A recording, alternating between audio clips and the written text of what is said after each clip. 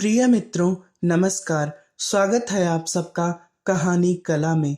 आइए सुनते हैं आज के कहानी कार्यक्रम में पंचतंत्र की एक कहानी, मस्तक पर चक्र। एक नगर में 4 ब्राह्मण पुत्र रहते थे। चारों में गहरी मित्रता थी। चारों ही निर्धन थे। निर्धनता को दूर करने के लिए चारों चिंतित थे। उन्होंने अनुभव कर लिया था कि अपने बंधु बांधवों में धनहीन जीवन व्यतीत करने की अपेक्षा शेर हाथियों से भरे कंटीले जंगल में रहना अच्छा है। निर्धन व्यक्ति को सब अनादर की दृष्टि से देखते हैं। बंधु बांधव भी उससे किनारा कर लेते हैं। अपने ही पुत्र पौत्र भी उससे मुख मोड़ लेते हैं। पत्नी भी उससे विरक्त हो जाती है। मनुष्य लोक में धन के बिना ना यश संभव है, ना ही सुख। धन हो तो कायर भी वीर हो जाता है, कुरूप भी सुरूप कहलाता है और मूर्ख भी पंडित बन जाता है। यह सोचकर उन्होंने धन कमाने के लिए किसी दूसरे देश को जाने का निश्चय किया। अपने बंधु बांधवों को छोड़ा, अपनी जन्मभूमि से विदा ली और विदेश यात्रा के लिए चल पड़े। चलते चलते क्षिप्रा नदी के तट पर पहुंचे। वहां नदी के शीतल जल में स्नान करने के बाद महाकाल को प्रणाम किया। थोड़ी दूर आगे जाने पर उन्हें एक जटाजूटधारी योगी दिखाई दिए। इन योगी राज का नाम भैरवानंद था। योगी राज इन चारों नौजवान ब्राह्मण पुत्रों को अपने आश्रम में ले गए और उनसे प्रवास का प्रयोजन पूछा। चारों ने कहा, हम अर्थ सिद्धि के लिए यात्री बने हैं। धनोपार्जन ही हमारा लक्ष्य है। अब या तो धन कमाकर ही लौटेंगे या मृत्यु का स्वागत करेंगे। इस धनहीन जीवन से मृत्यु अच्छी है। योगी राज ने उनके निश्चय की परीक्षा के लिए जब यह कहा कि धनवान बनना तो दैव के अधीन है, तब उन्होंने उत्तर दिया, यह सच है कि भाग्य ही पुरुष को धनी बनाता है, किंतु साहसिक पुरुष भी अवसर का लाभ उठाकर अपने भाग्य को बदल लेते हैं। पुरुष का पौरुष कभी कभी दैव से भी अधिक बलवान हो जाता है। इसलिए आप हमें भाग्य का नाम लेकर निरुत्साहित ना करें। हमने अब धनोपार्जन का प्रण पूरा करके ही लौटने का निश्चय किया है। आप अनेक सिद्धियों को जानते हैं। आप चाहें तो हमें सहायता दे सकते हैं, हमारा पथ प्रदर्शन कर सकते हैं। योगी होने के कारण आपके पास महती शक्तियां हैं। हमारा निश्चय भी महान है। महान ही महान की सहायता कर सकता है। भैरवानंद को उनकी दृढ़ता देखकर प्रसन्नता हुई। प्रसन्न होकर धन कमाने का एक रास्ता बतलाते हुए उन्होंने कहा, तुम हाथों में दीपक लेकर हिमालय पर्वत की ओर जाओ। वहां जाते जाते जब तुम्हारे हाथ का दीपक नीचे गिर पड़े तो ठहर जाओ। जिस स्थान पर दीपक गिरे उसे खोदो, वहीं तुम्हें धन मिलेगा। धन लेकर वापस चले आओ। चारों युवक हाथ में दीपक लेकर चल पड़े। कुछ दूर जाने के बाद उनमें से एक के हाथ का दीपक भूमि पर गिर पड़ा। उस भूमि को खोदने पर उन्हें ताम्रमयी भूमि मिली। वह तांबे की खान थी। उसने कहा, यहाँ जितना चाहो तांबा ले लो। अन्य युवक बोले, मूर्ख, तांबे से दरिद्रता दूर नहीं होगी। हम आगे बढ़ेंगे, आगे इससे भी अधिक मूल्य की वस्तु मिलेगी।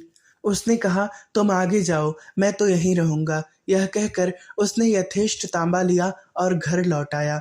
शेष तीनों मित्र आगे बढ़े। कुछ दूर आगे जाने के बाद उनमें से एक के हाथ का दीपक जमीन पर गिर पड़ा। उसने जमीन खोदी तो चांदी की खान पाई। प्रसन्न होकर वह बोला, यहाँ जितनी चाहो चांदी ले लो, आगे मत जाओ। शेष 2 मित्र बोले, पीछे तांबे की खान मिली थी, यहाँ चांदी की खान मिली है। निश्चय ही आगे सोने की खान मिलेगी, इसलिए हम तो आगे ही बढ़ेंगे। यह कहकर दोनों मित्र आगे बढ़ गए। उन 2 में से एक के हाथ से फिर दीपक गिर गया। खोदने पर उसे सोने की खान मिल गई। उसने कहा, यहाँ जितना चाहो सोना ले लो, हमारी दरिद्रता का अंत हो जाएगा। सोने से उत्तम कौन सी चीज है? आओ, सोने की खान से यथेष्ट सोना खोद लें और घर ले चलें।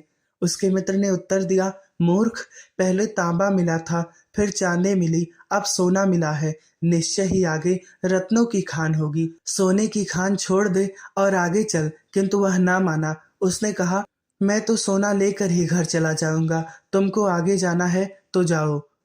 अब वह चौथा युवक एकाकी आगे बढ़ा। रास्ता बड़ा विकट था। कांटों से उसका पैर छलनी हो गया।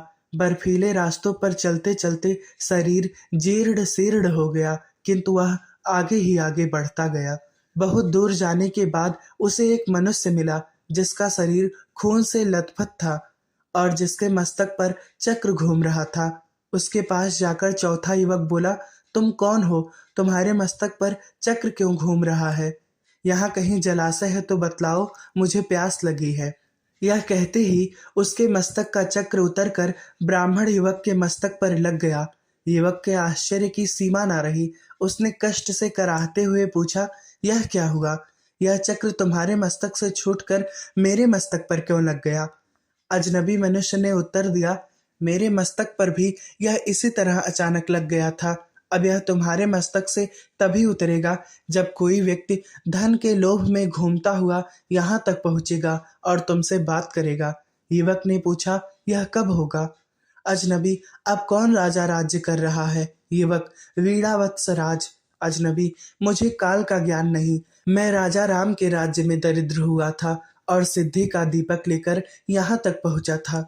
मैंने भी एक और मनुष्य से यही प्रश्न किए थे जो तुमने मुझसे किए हैं। युवक, किंतु इतने समय में तुम्हें भोजन व जल कैसे मिलता रहा? अजनबी, यह चक्र धन के अति लोभी पुरुषों के लिए बना हुआ है। इस चक्र के मस्तक पर लगने के बाद मनुष्य को भूख, प्यास, नींद, जरा, मरण आदि नहीं सताते, केवल चक्र घूमने का कष्ट ही सताता रहता है। वह व्यक्ति अनंत काल तक कष्ट भोगता है। यह कहकर वह चला गया और वह अति लोभी ब्राह्मण युवक कष्ट भोगने के लिए वहीं रह गया। तो यहाँ आपने सुना पंचतंत्र की एक शिक्षाप्रद कहानी, मस्तक पर चक्र। इसी तरीके से अन्य शिक्षाप्रद कहानियाँ, प्रेरणादायक कहानियाँ, हिंदी साहित्यकारों की कहानियाँ और हिंदी की बहुचर्चित कहानियाँ सुनने के लिए आप जुड़िए हमारे चैनल कहानी कला के साथ। इतने समय तक हमारे साथ बने रहने के लिए आप सभी लोगों का बहुत बहुत धन्यवाद। मिलते हैं अगली किसी कहानी में।